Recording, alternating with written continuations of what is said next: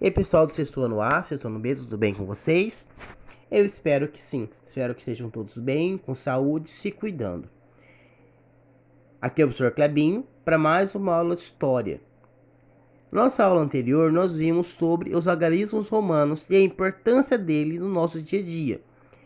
E a gente viu que uma das formas como nós usamos muito os algarismos romanos é quando nós vamos registrar o número do século, que sempre é registrado em algarismo romano. Mas como que eu faço para determinar, para saber a que século pertence um determinado ano? O século sempre tem 100 anos.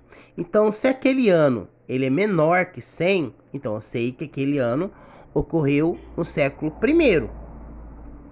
Se ele é maior que 100, eu preciso fazer uma conta. Que conta que é essa? Aos dois últimos números, eu corto.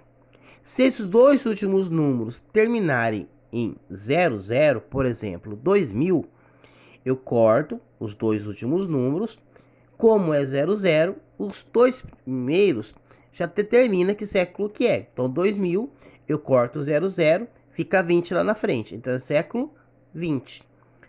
Se esse número não for terminado em 00, por exemplo, ano 2021, eu corto também os dois últimos números, mas por eles não terem terminado em 00, ao número lá na frente que ficou sem cortar, que no caso é 20, eu acrescento mais um. Então, 20 mais 1, século 21. Lembrando que a nossa sociedade era dividida em antes e depois de Cristo.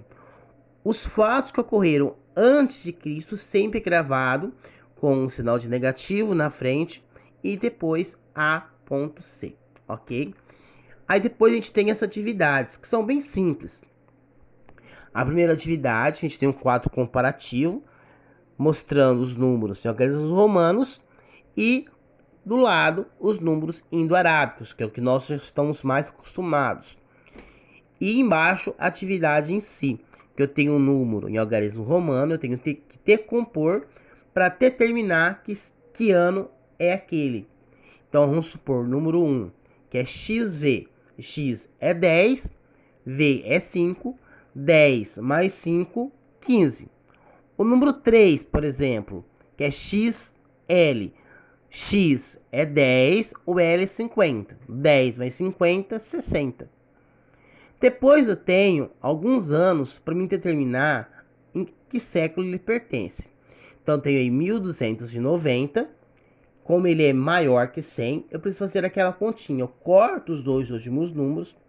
Como esses dois últimos números não terminaram em 00, ao que ficou que é 12, eu acrescento mais um. Então, 12 mais 1, século 13. 2018 é a mesma coisa, vai ser século 21. 1500, eu corto os dois últimos números, que é 00, vai ficar século 15. Depois a letra D, 1540, ele não termina em 00, então é século 16. O que eu tenho de diferencial aí é a letra E, que é 29. 29, ele é menor que 100, então ele pertence ao século 1. E por último, eu tenho duas perguntinhas, dois probleminhas. Vamos lá. Se a Lei Áurea, que proibiu a escravização no Brasil, ocorreu em 13 de maio de 1888, podemos afirmar que a escravidão tornou-se proibida no século. Então, tenho o ano de 1888. Eu corto os dois últimos números, que é 88. Como não é 00, é 88. Ao 18, eu acrescento mais um, 19. Então, a escravidão se tornou proibida no século 19, que é a letra D de dado. A outra questão. Se Maria Eulália nasceu em 1624 e morreu em 1700, é correto afirmar que ela viveu no século. Então, eu pego lá 1624, eu corto os dois últimos números.